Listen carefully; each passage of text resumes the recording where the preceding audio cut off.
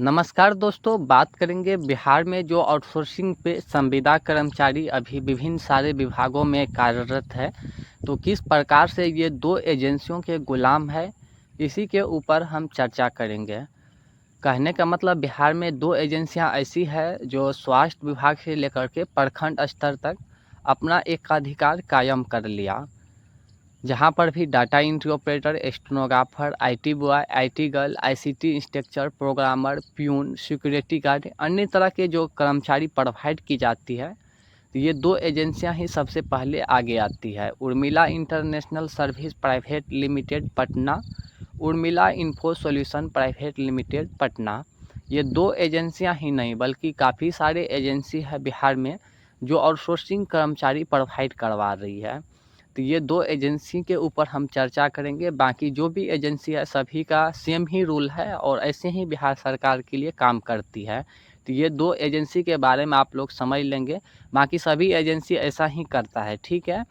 दो एजेंसियां ऐसी है जो बिहार सरकार के लिए काम करती है और हर एक साल हज़ारों लाखों नहीं करोड़ों की जो घोटाला होती है आउटसोर्सिंग के नाम पे, तो इस चीज़ को आप लोग गहराई से समझेंगे ताकि आप लोग का जो समय पे सैलरी पुनरीक्षण नहीं हो पाती है और समय पे सैलरी जो बढ़ोतरी नहीं हो पाती है और परमानेंट की जो बात है, तो विभाग का कहना है कि ये सब कर्मचारी परमानेंट नहीं है और इस पर परमानेंट की जो है पॉलिसी लागू नहीं होता है।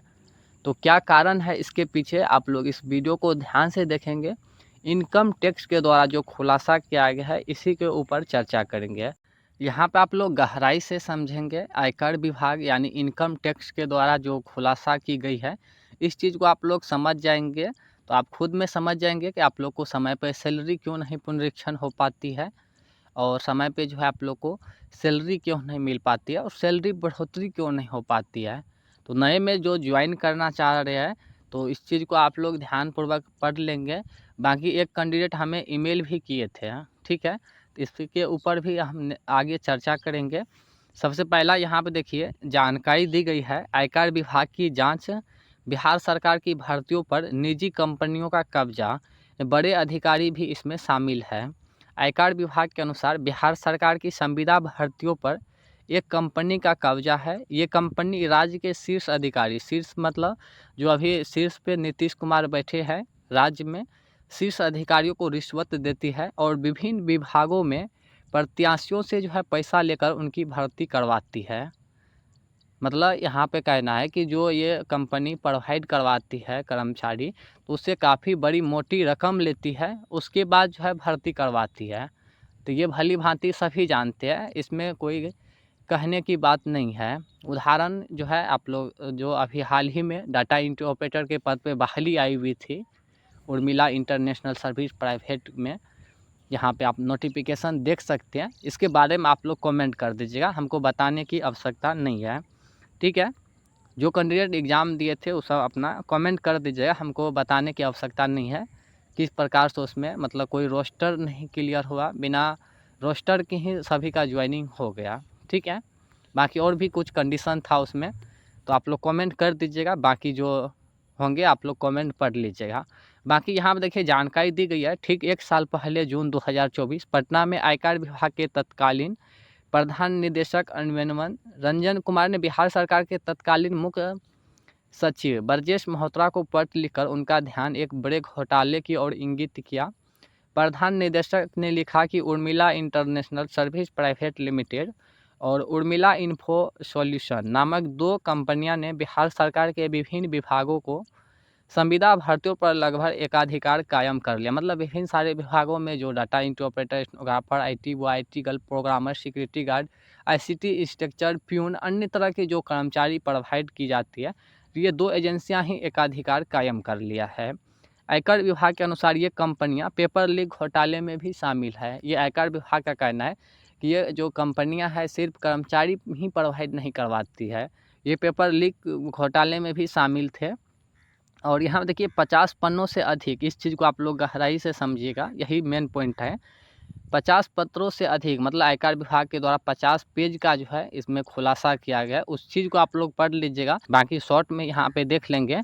50 पन्नों से अधिक फैले इस पत्र में आयकर निदेशक ने बिहार सरकार के उच्चतम पदों पर आसीन अधिकारियों से लेकर स्तर के बेशुमार कर्मचारियों का उल्लेख किया जिन्हें यह कंपनी कथित तौर पर रिश्वत, दीपावली पर महंगे तोहफे, सोने और चांदी के सिक्के दिया करती थी, ताकि इसके जरिए विभिन्न विभागों में जो है संविदा पर भर्तियाँ कराई जा सके।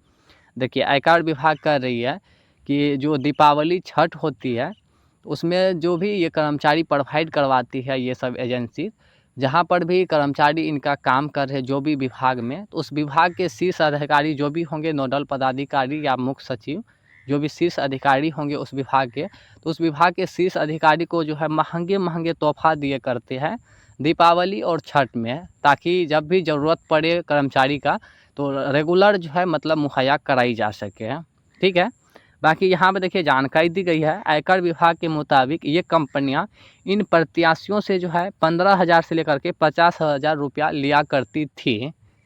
मतलब इस महंगाई के दौर में आप समझ सकते हैं 15 से 50 ही नहीं, अब ये जो है काफ़ी आंकड़ा जो है ये आगे आ गई है। ठीक है।